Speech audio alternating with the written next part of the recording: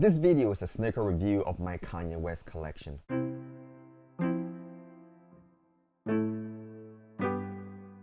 The year is 2009 and Kanye West still calls himself the Louis Vuitton Don. So when he gets the opportunity to collaborate with Louis Vuitton, he takes it. This was just after his Nike Air Yeezy One range, but way before the Nike Air Yeezy 2s. The Louis Vuitton collection included the Jaspers, the Dawn, and the Mr. Hudsons.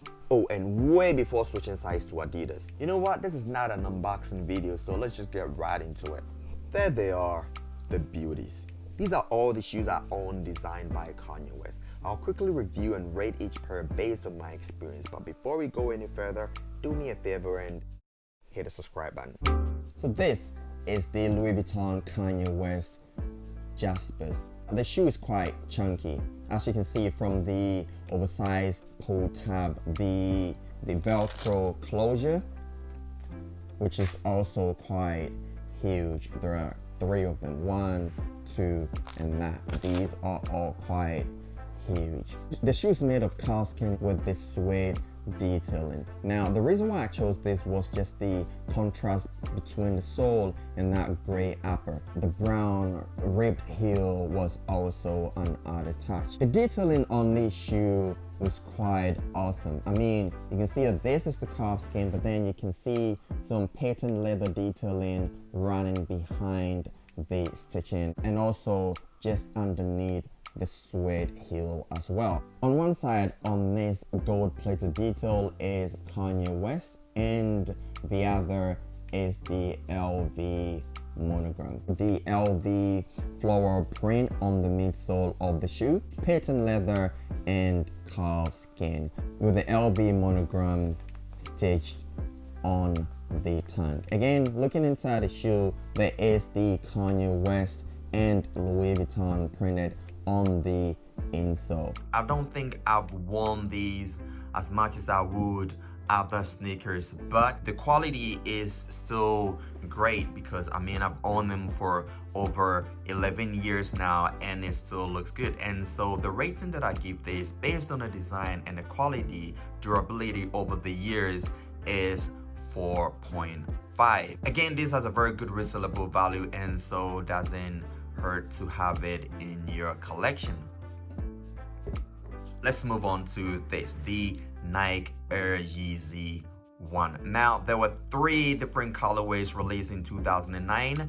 We have the Zen Gray, which is this, the Tan, which is over there, and the black and pink. I got a pair of the black and pink, but mine had a bit of discoloration on the side and so had to return that. I got that off eBay, obviously, but I had to return it and didn't get another one. The prices were just soaring and it was insane. I did not want to pay the amounts that they were charging for a pair of Nike Air Yeezy Ones. Anyway, so I got the Zen Grays, which again I had to get off eBay. The retail price for this originally was $160, but I had to pay a lot more to be able to get my hands on this. Back then I wore sneakers more and so just wanted them and they looked amazing. The silhouette is insane. The silhouette of this is probably one of the most iconic designs in all of sneaker history, and I believe that you definitely need one of these in your sneaker collection as a collector. As with all of the Nike Air Yeezy designs, the sole of this is actually glow in the dark. You've got your foam midsole that is painted white. You have the Nike swoosh on both sides of the shoe and the Yeezy embroidery on the pull tab. The Zen Gray was mainly gray, obviously with hints of orange making up the insole of the shoe with that pink detailing on the tongue, which appears to be on all of the colorways that were released as part of the Nike Yeezy One. So pretty much that is a quick run through. So looking at these pair, 160 pounds, having owned them since 2009, and this is the condition that it's in. Looking at the silhouette, which like I said is iconic, the quality of the materials used is okay, is good enough, but even that, the durability is unquestionable. I've owned this for about 11 years now. So looking at the quality, the design, the silhouette, and the price that I paid, overall the rating that I give this is again 4.5. Now let's talk about the Nike Air Yeezy 10. This pair is widely seen to be the best amongst all of the variants that were released as part of Nike Air Yeezy One, and I think I agree. Just like the rest, it's got a glow in the dark sole. The midsole is white, it's foam painted white.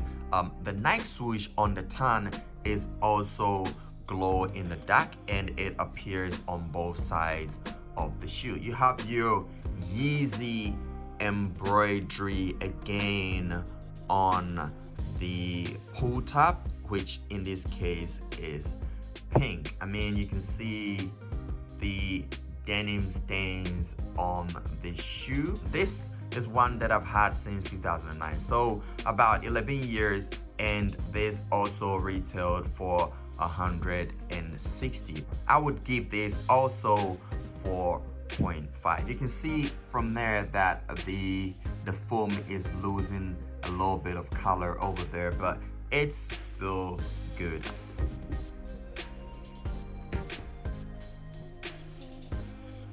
So 3 years after the Nike Air Yeezy Ones, these were released. This is the Nike Air Yeezy 2. Initially, 2 colorways were released, the platinum and the black and pink. So the platinum, which is pretty much gray overall with hints of orange making up a bulk of the insole. Just like the first installment, the Nike Air Yeezy One, it's got a glow in the dark sole, suede detailing, as well as the crocodile effect over here. Now, I'm not sure what they were doing with that design at the back here, but it looks pretty awesome. I love that. Again, the midsole is foam painted gray and has the Velcro closure just like the Nike Air Yeezy Ones.